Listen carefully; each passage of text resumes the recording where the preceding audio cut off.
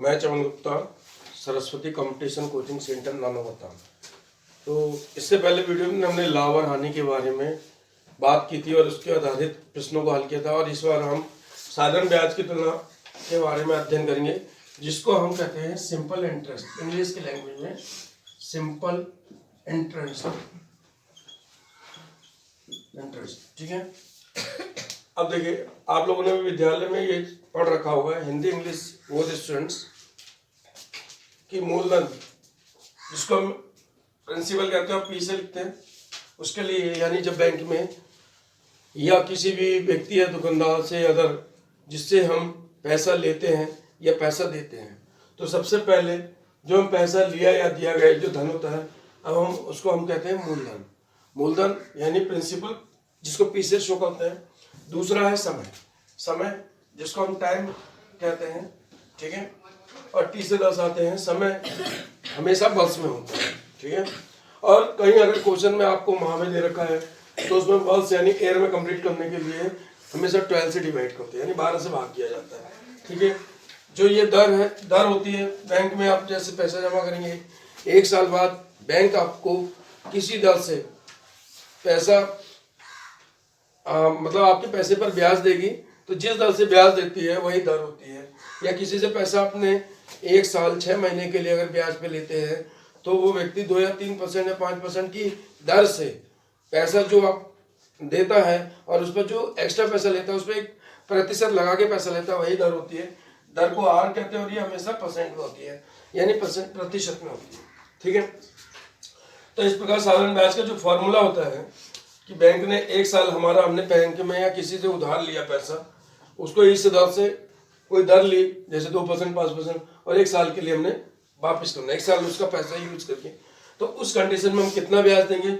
Simple उसका ब्याज का फॉर्मूला लगता है साधारण ब्याज बराबर मूलधन गुणा दर गुणा समय और बट्टे 100। ठीक है। अब देखिए, आपको पता होगा साधारण ब्याज 1, मूलधन 2, दर 3, समय 4। पेपर में हमेशा 4 में से आपको 3 चीजें ही दी जाती है, 1 चीज पूछी जाती है। उसके आधार पर हम अगर और भी चीज इसी के बीच में निकालनी है तो कैसे निकालें। अगर हमें मूलधन ज्ञात करना है तो देखिए 100 यहाँ भाग में है, इधर जाके इसकी क्या हो जाएगी, गुणा, क्योंकि भाग का उल्टा अपोजिट दूसरी डायरेक्शन में होता है मल्टीप्लाई यानी गुणा। ठीक है।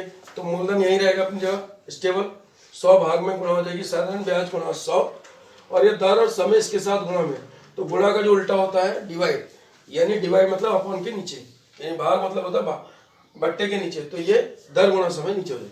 तो मूलधन का सूत्र क्या होगा, साधारण ब्याज गुणा 100 बट्टे दर गुणा समय। तो इसी कंडीशन में देखिए मूलधन दर समय तीनों गुणा में है, और तीनों को अगर निकालना चाहते हैं तो आपको बाकी चीज से इसे इंटरचेंज कर देंगे, बदल देंगे। जैसे अगर दर निकालने, दर बराबर होगा, सेम लगेगा फॉर्मूला, मूलधन गुणा दर गुणा समय, तीनों साथ है ना। तो अगर इसी में से अगर दर निकालनी है तो बट्टे के नीचे मूलधन और समय हो जाए। तो साधारण ब्याज गुणा 100 बट्टे मूलधन गुणा समय। ठीक है बच्चों। अब इसी कंडीशन में अगर समय निकालना हो तो साधारण ब्याज गुणा 100 बट्टे मूलधन गुणा समय। ठीक है। तो एक ही फॉर्मूले से हमें 4 फॉर्मूले ज्ञात हो गए। अब अगर हम बात करते हैं बैंक में हमने गए, जैसे हमने बैंक में सपोज करो 100 रुपये बैंक में जमा किए और बैंक ने हमें 1 साल बाद 5 रुपये एक्स्ट्रा दिए, तो बैंक से हम कितने लाएंगे पैसे, 105 रुपये लेकर आते हैं। तो उस कंडीशन में हमने बैंक से 105 जो है 100 और 5 का मिला हुआ रूप है, और मिले हुए रूप पे कहते हैं मिश्रधन। तो 100 रुपये हमने बैंक में जमा किए, वो तो मूलधन हुआ, और 5 रुपये बैंक ने हमें एक्स्ट्रा दिए, तो हमें 105 मिले। तो मिश्रधन का फॉर्मूला क्या होता है, बंद हो गया, अच्छा चल रहा है, जैसा कि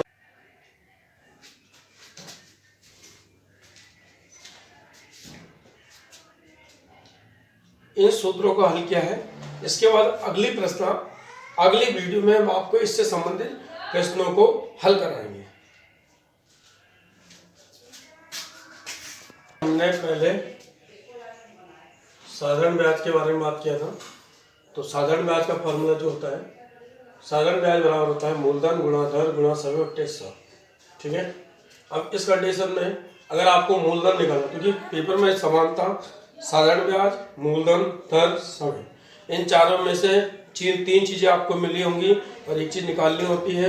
उस एक चीज़ को समझने के लिए अगर साधारण ब्याज होगा तो लगेगा फार्मूला मूलधन गुणा दर गुणा समय बटे 100, और अगर यहीं से मूलधन निकालना है तो ये यहीं रहेगा। तो देखिए 100 भाग में इधर जाके गुणा हो, तो साधारण ब्याज गुणा 100, और ये दोनों मूलधन के साथ गुणा में है, दर गुणा समय, उधर जाके क्या हो जाएगा भाग में, यानी बट्टे के नीचे। तो उस समय मूलधन का सूत्र लगेगा साधारण ब्याज गुणा 100 बट्टे दर गुणा समय। इसी कंडीशन में देखिए मूलधन और दर की अदला बदली हो जाएगी। तो दर का सूत्र क्या बनेगा, साधारण ब्याज गुणा 100 बट्टे मूलधन गुणा समय। ठीक है, अगर समय निकालना है तो दर यहीं आ जाएगा। तो उस कंडीशन में समय बराबर साधारण ब्याज गुणा 100 बट्टे मूलधन गुणा समय। ठीक है, ये फॉर्मूला आप सभी को समझ में आ गए। ठीक है, अब हम बात करते हैं ऐसे उदाहरण बेस पर कि हमने बैंक में 100 रुपये जमा किए और बैंक ने हमको एक साल बाद 5 रुपये एक्स्ट्रा दिए, तो टोटल बैंक ने कितने पैसे दिए, 105 रुपये। ठीक है, तो 100 रुपये था मूलधन, 5 रुपये था ब्याज, तो हमें टोटल मिले 105, यानी मिश्रधन। मिश्रधन जो होता है वो मूलधन प्लस साधारण ब्याज है। ठीक है, और अगर इस कंडीशन में सपोज करो ये भी मिश्रधन मूलधन साधारण ब्याज है, इन तीनों में से दो चीजें वह देगा और एक पूछेगा। और सपोज करो अगर आपको मूलधन निकालना तो प्लस साधारण ब्याज है, इधर आके वो क्या हो जाएगा माइनस में। ठीक है, उस कंडीशन में मूलधन का क्या सूत्र लगेगा, मिश्रधन माइनस साधारण ब्याज। ठीक है, और अगर आपको साधारण ब्याज निकालना हो तो साधारण ब्याज से क्या सूत्र लगेगा, मिश्रधन माइनस मूलधन। उदाहरण के तौर पर सपोज कीजिए 100, 5 और 105 तीन संख्या दे रखी है। अगर 100 रुपये निकालना है मूलधन तो 105 में से 5 घटाना पड़ेगा, तो मूलधन के लिए सूत्र लगेगा मिश्रधन माइनस साधारण ब्याज। ठीक है, और अगर 5 निकालना है यानी साधारण ब्याज तो 105 में से आपको 100 घटाना पड़ेगा। तो 105 मिश्रधन है, मिश्रधन माइनस मूलधन, मिश्रधन माइनस मूलधन लास्ट वाला। ठीक है, इस प्रकार हमने इन सूत्रों को हल किया।